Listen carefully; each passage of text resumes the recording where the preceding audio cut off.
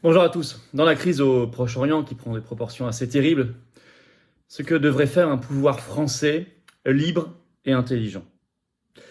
Nous allons le voir en 7 points dans cette vidéo, très concret.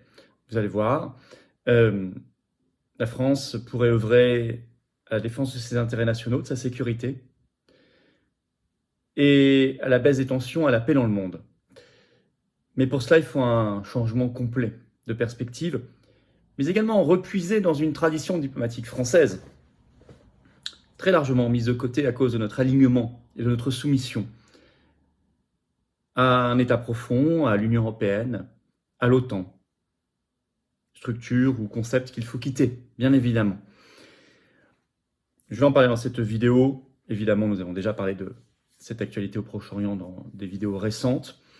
N'hésitez pas à intervenir en commentaire, toujours évidemment avec subtilité, intelligence, sur le fond et la forme, pour faire avancer le débat. Ça ne sert à rien de faire autrement.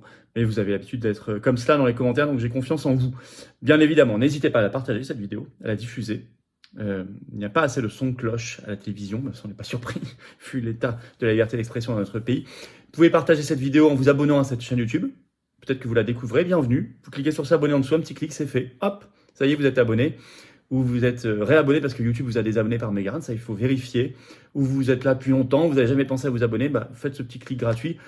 Et ça aidera à un meilleur référencement grâce aux algorithmes de YouTube. Les vidéos seront mieux référencées, mieux diffusées automatiquement. Grand merci à vous. Il reste vraiment quelques places. Quand je dis quelques-unes, c'est moins de 10 pour Colombey et les Églises, l'hommage au général de Gaulle le 9 novembre. Je suis là, bien sûr. D'ailleurs, Aldosteron sera avec nous. On aura les invités, déjeuner, prise de parole, l'hommage au cimetière l'après-midi. C'est le 9 novembre. Inscription sous la vidéo en description. Et également pour ma grande réunion publique le soir du 30 novembre à Nîmes. C'est mieux de s'inscrire et c'est également sous la vidéo en description avec verre de l'amitié, etc.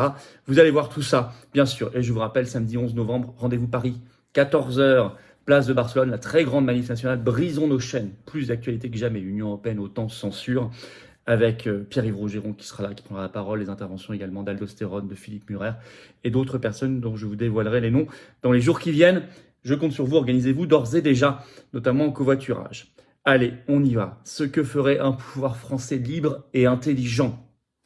Les deux mots sont importants. Libre dans le sens, vous le savez, d'une France indépendante. Mais libre aussi dans le sens de ses dirigeants non corrompus et non soumis à des puissances ou des idéologies étrangères.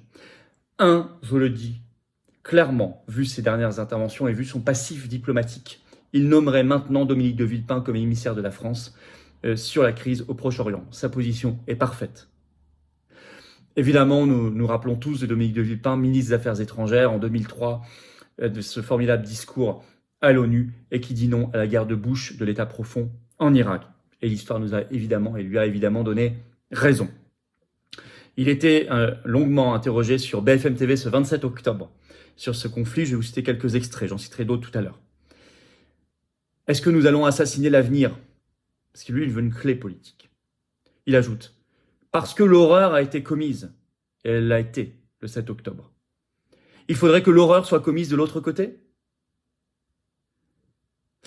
Il pose un principe, un objectif réaliste, éradiquer les dirigeants du Hamas et ne pas confondre les Palestiniens avec le Hamas. Il ajoute une réponse ciblée et une réponse couplée. Pas d'usage de la force efficace sans stratégie politique. C'est bien de le rappeler. Parce qu'il rappelle ce constat historique de bon sens. Une intervention militaire contre le terrorisme ne gagne jamais. C'est totalement asymétrique. Il le dit, je cite, « L'Amérique a perdu en Afghanistan, l'Amérique a perdu en Irak, nous avons perdu au Sahel. » La guerre contre le terrorisme, concept néocon à la base, pas du tout un concept français, n'a jamais été gagnée nulle part. Pas d'usage de la force efficace sans stratégie politique. Je crois que cette phrase résume bien son intervention. Deuxième point, une France libre et intelligente exigerait maintenant le cessez-le-feu, une trêve humanitaire. Selon le bilan de l'UNICEF, ce 28 octobre, il y a eu dans la bande de Gaza 7703 morts, dont 3195 enfants. 53 personnels humanitaires déjà tués, plus de 20 journalistes également. Alors,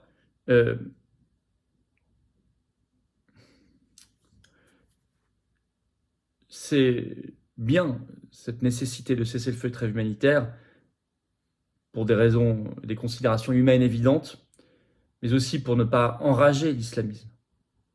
Vous savez, quand des populations dans le monde entier, des pays dans le monde entier, voient une espèce de double conscience, de double morale, des prises de position en Ukraine sur les civils, mais qui ne sont pas appliquées au Proche-Orient. Évidemment, ça ne peut que enrager l'extrémisme et la folie, et lui donner du carburant. Donc c'est complètement contre-productif. Et ça nous met en danger, ça met en danger la population palestinienne, la population israélienne, la population française aussi. D'autant qu'il y a la sécurité de nos otages. Nous en avons là-bas, des ressortissants français, à assurer. Par ailleurs, il y a, sur les 1400 massacrés en Israël le 7 octobre, il y a eu déjà 35 Français tués. Donc, s'il vous plaît. Troisième point. Une France libre et intelligente mettrait tout en œuvre justement pour récupérer nos otages. Par des actions du travail de renseignement, de médiation, sans tabou, sans s'interdire aucun chemin diplomatique ou d'action de renseignement possible. La France, quand il s'agit de vie française, ne doit pas transiger. 4. Une France libre et intelligente aurait un positionnement gaulliste et gaullien sur le conflit. Gaulliste, ça veut dire celle du général de Gaulle. Gaullien, c'est la tradition du général de Gaulle, même après lui. C'est-à-dire se battre pour la solution politique des deux États. Rappeler cette position de principe, la légitime défense n'est pas la vengeance indiscriminée. Protection des civils en Israël et en Palestine. Je dirais 4 primes pour bien expliciter cela. La position gaulliste et gaullienne, c'est ni l'islamisme, ni l'État profond néoconservateur. C'est simplement la France libre. Ce qui suppose de ne pas laisser une position diplomatique est exprimée par l'Union européenne et notamment Ursula von der Leyen, qui, elle, est totalement alignée sur l'État profond américain. Et on a vu qu'il ne peut pas y avoir de diplomatie européenne, ça n'a aucun sens par le vote. Il y a quelques heures maintenant, dans la nuit du 27 au 28 octobre, à l'ONU, une résolution sur la protection des civils et la trêve humanitaire. Je l'ai dit, je le redis, 4 pays de l'Union européenne sur 27 ont voté contre, 14 se sont abstenus, 9 dont la France ont voté pour. Division en 3 l'Union européenne. Donc tout ça n'a pas de sens. Arrêtons avec ça. La France libre. 5e chose, ce que ferait un pouvoir français libre et intelligent dans cette crise. Il prendrait attache maintenant avec les BRICS. Le monde est beaucoup plus vaste et pluriel qu'il y a 30 ans. Beaucoup plus multipolaire. Et là aussi, je rejoins Dominique de Villepin, toujours sur BFM TV 27 octobre, qui déclare, et il a raison, je cite, « Il est essentiel de ne se couper de personne sur la scène internationale. Tout le monde. Si les Russes peuvent apporter une contribution, cela ira dans le bon sens. » Il ajoute, « Il faut sortir de cet enfermement occidental dans lequel nous sommes. Par idéologie, parce que nous sommes dans l'Union européenne, dans l'OTAN. On ne voit que Berlin, Bruxelles, Washington. Non, le monde est plus vaste aujourd'hui. Il faut parler avec la Russie. Il faut parler avec la Chine, la Turquie, la Jordanie, l'Arabie Saoudite, l'Iran, le Brésil, qui dirige en ce moment le Conseil de sécurité de l'ONU et qui a tenté des choses. Et d'autres pays. Chacune de ces puissances a sûrement une clé à court terme et pour un travail à long terme. Une France qui se souvient notamment qu'elle est une France de tous les océans, de tous les territoires et départements d'outre-mer aussi, serait particulièrement bien inspirée de se réouvrir au monde, sur ce sujet-là comme sur tant d'autres d'ailleurs. 6e chose, ce que devrait faire un pouvoir français libre et intelligent, intérieurement à la France, il autoriserait les manifestations comme c'est le cas actuellement dans toutes les démocraties du monde. Je signale que même en Israël, tous les jours, il y a des manifestations contre l'attaque aveugle à Gaza d'Israéliens, et elles sont autorisées. En France, c'est ridicule et c'est grotesque, mais on sait que Macron a une arrière-pensée, je vais vous expliquer, une arrière-pensée de chaos et de terreur contre 68 millions de Français, pas que contre les manifestants. Écoutez bien. D'abord, c'est ridicule. Ce 28 octobre, manifestation interdite, confirmée en justice, interdiction. Finalement, les gens y vont quand même, etc.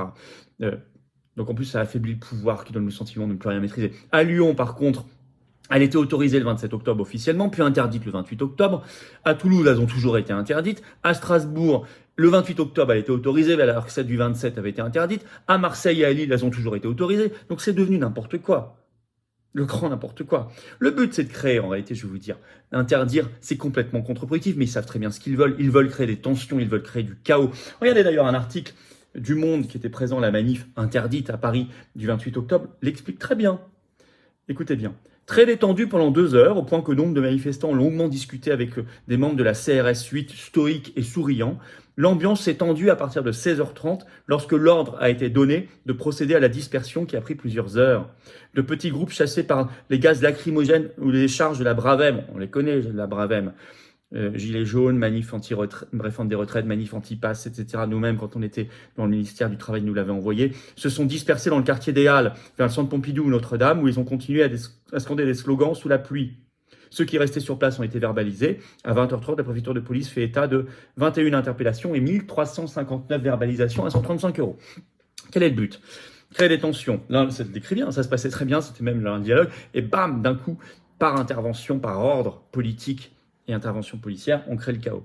Et surtout, énormément de verbalisation. Créer la peur.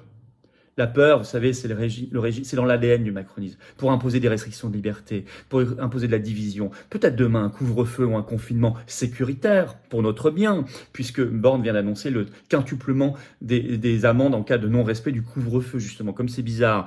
Peut-être pour utiliser les fameux blindés Centaure, les nouveaux de la gendarmerie avec mitrailleuse sur le toit. Peut-être pour utiliser ces LBD à 3 mètres de distance, hein, au lieu de 10 comme maintenant. Même la gendarmerie s'en inquiète. Révélation Mediapart ce 27 octobre, c'est une folie. Peut-être à terme aussi pour Macron, dans ce régime de peur, état d'urgence, état de siège, on ne sait pas. Et puis troisième mandat, dans le chaos et la crise. Ils ont des arrière-pensées évidentes. Ne tombons pas dans le panneau, ne tombons pas dans le panneau. Moi, je suis pour le principe de liberté. J'étais choqué des interdictions des manifs anti-pass, anti-retraite, de gilets jaunes, et maintenant celle-ci. Que je sois d'accord ou pas avec une manif, moi, le principe, il s'exprime. Hein. Je ne suis pas d'accord. Je n'applique pas un principe de liberté uniquement quand ça m'arrange. Hein. Bon, que ce soit clair. 7e point. Ce que ferait une France libre et intelligente. Elle reprendrait ici, toujours, le contrôle total de ses frontières nationales. Elle stopperait l'immigration et elle effectuerait les expulsions d'illégaux qui ne peuvent pas l'être aujourd'hui à cause du droit supranational. C'est clair, ça ferait baisser le niveau de tension dans le pays. Notamment, ça a d'autres avantages. Alors comment on fait tout cela ? Il faut quitter Schengen, l'Union européenne et la CEDH. Hein. Excusez-moi, tous ceux qui vous ne parlent pas de cela ou qui vous disent même l'inverse sont des menteurs. Hein. On voit avec Mélanie, hein. Évidemment. Alors, voilà 7 points. Est-ce que tout cela peut se faire avec Macron ? J'en doute fort, très très fort. J'espère que cette idée de destitution qui a commencé à gagner du terrain au Parlement va poursuivre son chemin, et vite. Que LR et RN qui ont voté contre la destitution de Macron il y a quelques jours en commission des lois à l'Assemblée nationale se ressaisissent. Troisièmement, vous savez, deuxièmement, en conclusion, vous savez, ce chemin-là qu'on dessine ensemble, il suppose lucidité, fermeté, courage, liberté, indépendance, défense sans faille de nos intérêts nationaux et de la paix du monde. Si on ne fonde pas une action sur ces principes, alors on trahira la France, on trahira la paix, et on trahira tous les peuples, israéliens, palestiniens, français, et tous les autres. Merci de partager cette vidéo, merci de vous exprimer, je vous l'ai dit, avec intelligence, fermeté dans vos convictions, toujours, mais subtilité et respect dans les commentaires, je sais que vous le faites. N'hésitez pas à partager cette vidéo, je vous l'ai dit, et à lui donner de la force, notamment en vous abonnant à cette chaîne YouTube en cliquant sur s'abonner en dessous. Un petit clic, c'est fait, c'est gratuit. Que vous soyez un ancien ou un nouveau sur la chaîne, je vous en remercie, je vous salue beaucoup et je vous dis que vous aideriez beaucoup tout ce travail en vous abonnant plutôt que de ne pas être abonné, bien sûr. Et puis, vous le savez, il reste quelques places pour Colombey le 9 novembre, inscription aussi pour ma grande réunion publique à Nîmes le soir du 30 novembre. C'est mieux de s'inscrire, c'est pas obligatoire, mais c'est mieux de s'inscrire, ça nous aide pour Nîmes, pour Colombey, c'est obligatoire. Pour Nîmes, c'est beaucoup mieux parce que ça nous aide à organiser, à jauger. Voilà, et je vous attends, patriotes. Et j'ai vraiment besoin de vous. Vous voyez, la paix, elle est là. Ces principes-là ne sont pas ceux de l'oligarchie, ne sont pas ceux des fanatiques. Ces principes-là sont ceux de la France libre, du bon sens et de l'avenir et du respect des peuples. C'est complètement dans la résistance, c'est complètement anti-oligarchique, c'est complètement nos valeurs de paix, de liberté, de souveraineté et d'indépendance. Ce sont nos belles valeurs. Rejoignez-les concrètement en venant nous battre à mes côtés, en venant nous battre ensemble, en venant nous battre contre nos ennemis communs, en venant vous battre avec tous les patriotes à mes côtés, à nos côtés. C'est ça, l'engagement. Et je crois que c'est très beau. Et vous voyez qu'on ne se bat pas que pour nous là-dedans. Ce sont des principes qui valent évidemment pour nos enfants, nos petits-enfants, et on n'a pas le droit, justement, de leur laisser une France et un monde dans cet état-là. Je le crois vraiment, profondément. Alors, adhérer, réadhérer, c'est le premier lien sous la vidéo en description.